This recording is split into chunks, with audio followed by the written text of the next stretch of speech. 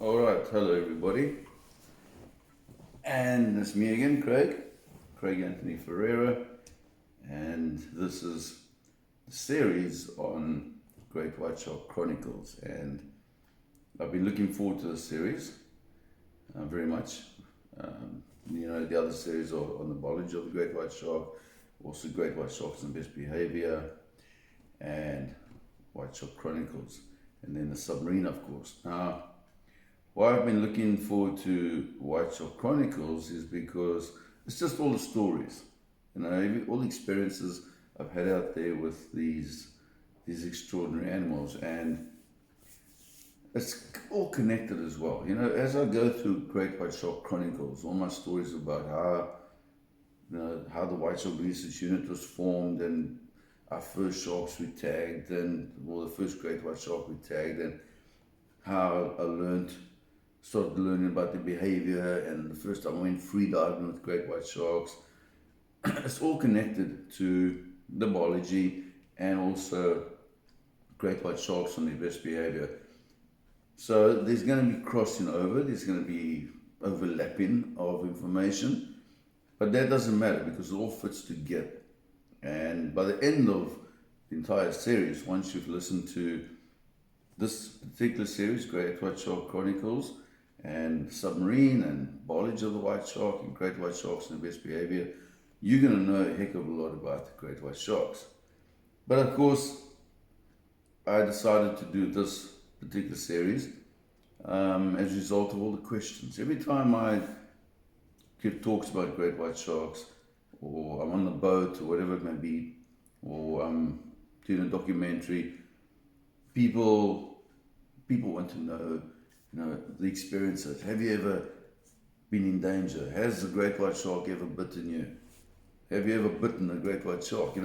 This kind of people want to know what I've experienced with this extraordinary animal. So I'm going to start back in 1989, which is quite a long time ago. I'm not going to go further back than that because before that was a submarine, and I've already told you, that's a different series of this particular series on the great white sharks. It's a different program on it, the submarine. So I'm not going to talk about the submarine in this particular great white sharks, Great White Shark Chronicles. So I'm going to start off when we became involved in actually doing research on the great white shark and how we got the great white shark protected. Now, in 1989, in Mossel Bay, where I am at the moment, somebody went out fishing at the Seal Island. We call it Shark Island nowadays. But some guy went out fishing near the seal colony and he lost an anchor. And three friends, I don't know if it was the next day or several days later, but three friends, two guys and a girl, and her name was Monique Price, they decided to go for a scuba dive at Shark Island. And they were going to go retrieve this anchor for the friend of theirs. So it was just a fun outing to go retrieve an anchor for a friend when they were out at the island, Shark Island. And it became a tragic day. All the fun, the adventure became a terribly tragic day because they donned all their scuba gear and they made the cardinal mistake that you never do around a seal colony or where you believe there are great white sharks in the area. They got into water and they lingered on the surface instead of getting into water and going straight down. Now, when you're diving with great white sharks, or you're diving at a seal colony, which I've done many times, you hit that water with your BC, your buoyancy compensator, completely void of all air. You time it, you say, okay, 1, 2, 3, you go into water, whether it's 2 or 3 of you, and I'll be giving you an example of when I've done that, and you head for the bottom, and you get to the bottom, and you subsurface. And once you become subsurface, your safety margins go up exponentially. I mean, they go up greatly. There's nothing saying a great white shark will not attack you when you're under the surface, below the surface in scuba gear, and it's actually extremely rare that this has taken place. So that particular day, they made the cardinal mistake of going into the water, and they lingered on the surface. And while they were still messing around on the surface and adjusting this and getting those BCs adjusted and their masks all sorted out, Monique Price was unfortunately attacked by a very large great white shark, probably about 4 meters long. And the shark hit her in the thigh, in the upper leg, and it was an extremely bad wound. She lost a massive amount of tissue. Obviously, the femoral artery was taken out, and she immediately started bleeding to death. So her two companions, the two guys that were with her, they got her onto the boat, but she was dead on arrival. She bled to death before they got to shore, before they managed to get an ambulance or any medical assistance for this woman.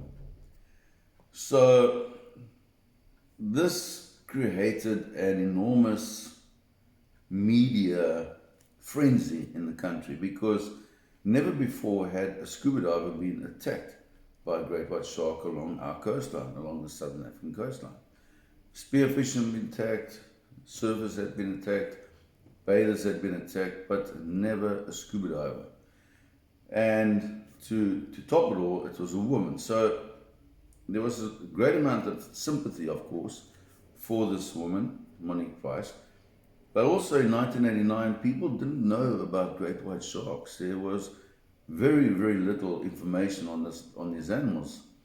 Even today, there's still little information on the great white shark, except really from a scientific perspective, you know, when you go into their behavior or their biology. But there's still a lot that we don't understand about the species.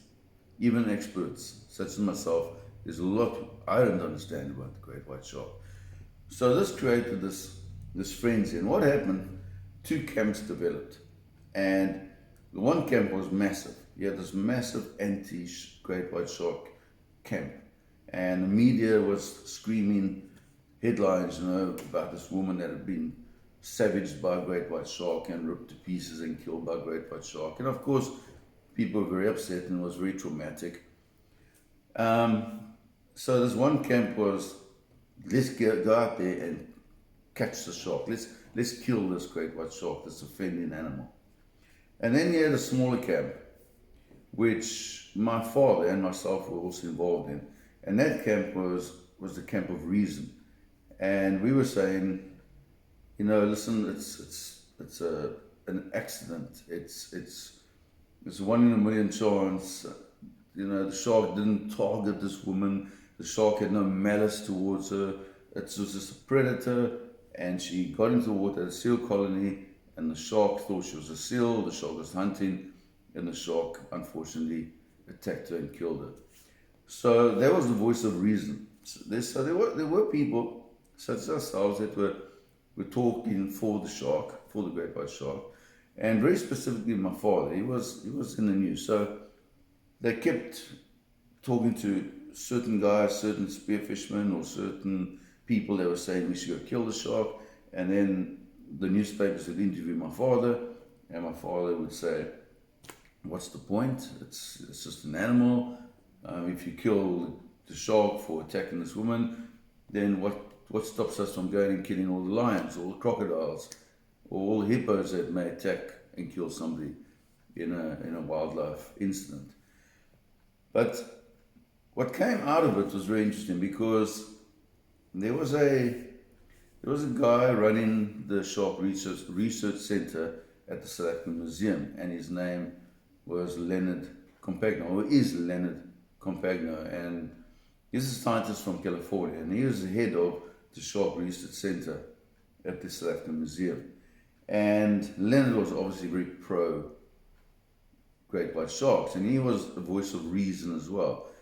And Leonard is an A-grade scientist. He doesn't do shark science anymore, but at that point he was one of the best great white shark scientists on the planet, and probably the best white shark taxonomist on the planet. He didn't have a lot of actual water experience, field experience with the animals, But when it came down to what is a great white shark and the knowledge that was available in 1989, he was right up there with the best. And anyway, so what happened? Because of my father's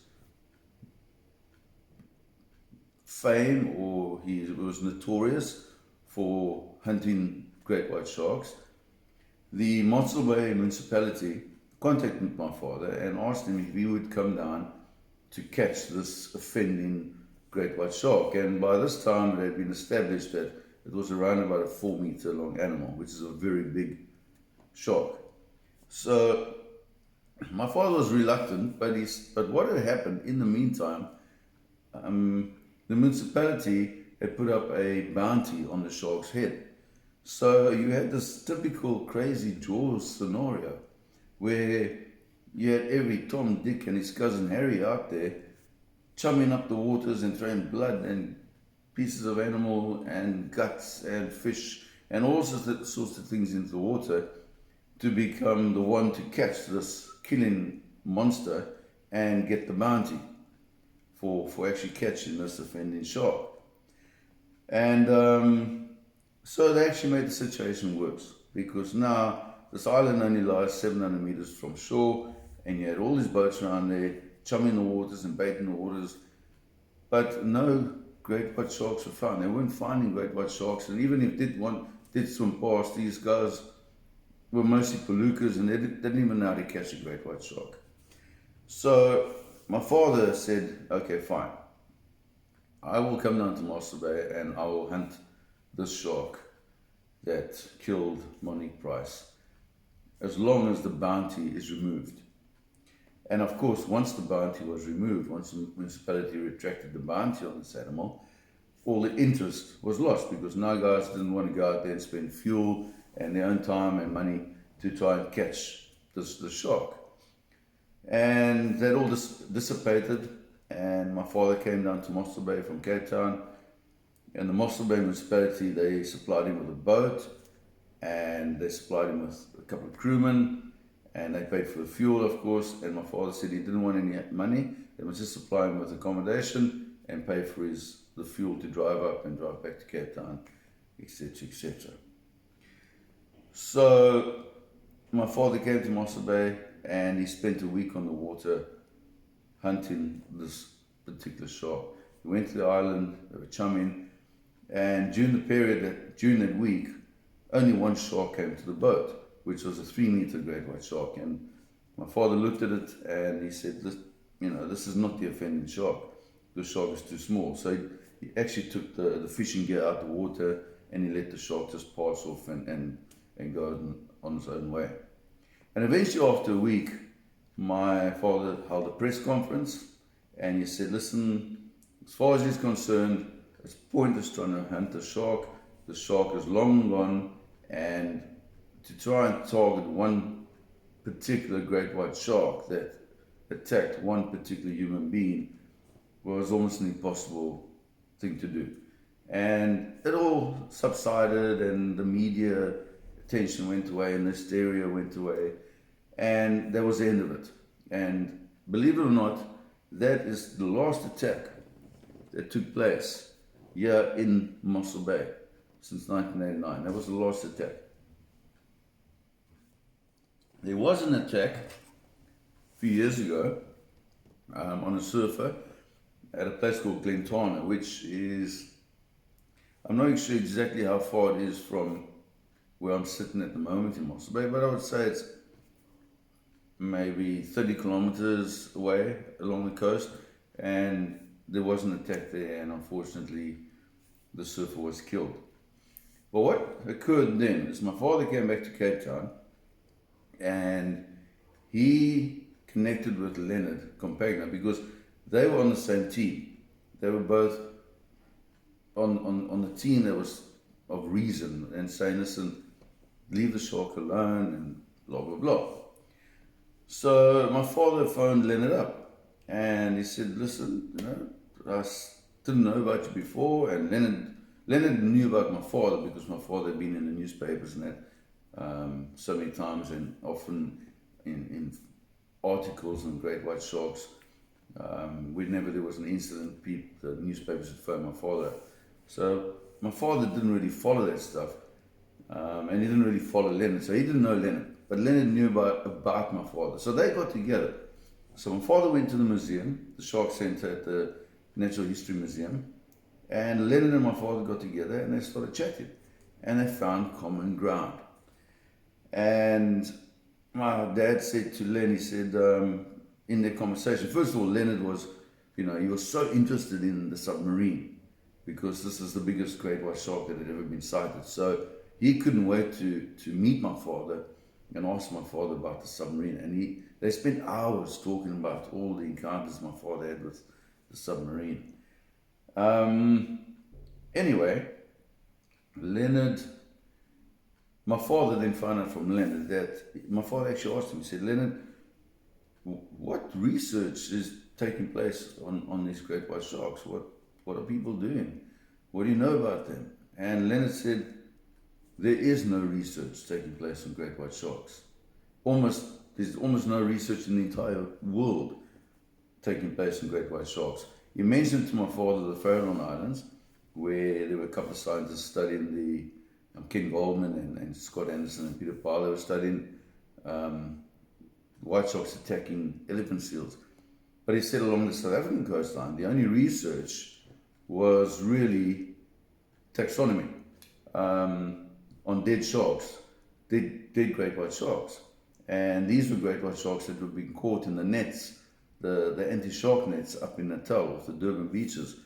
So the Natal Sharks Board, or the Natal Anti-Sharks Board as they were called, they were catching great white sharks in the shark nets to protect the beaches. And obviously they were dissecting them. Their chief scientist, very good scientist, Jeremy Cliff, he was dissecting these sharks and he was sharing information with Leonard and another scientist called Rudy van der Haal. So there was very little taking place when it came to research on the great white shark, and there was zero population dynamics research being taken on the great white shark. And when I say population dynamics, that is going out there onto the ocean and actually working with the animals, trying to get a count on the population, trying to see if their movement, trying to understand the size ratio of the population, the sex ratio of the population, the seasonality of the population, where were they occurring. There was zero research taking place, and the great white shark was not protected at all. So it was open season. Anybody could go out to sea and catch great white sharks. My father was quite shocked actually. He knew that the great white shark wasn't protected. So he said to Leonard, but how many of these sharks are being caught? And Leonard didn't have exact numbers, but he was keeping tabs. And he told my father that there was actually quite a heavy white shark fishing industry taking place in South Africa.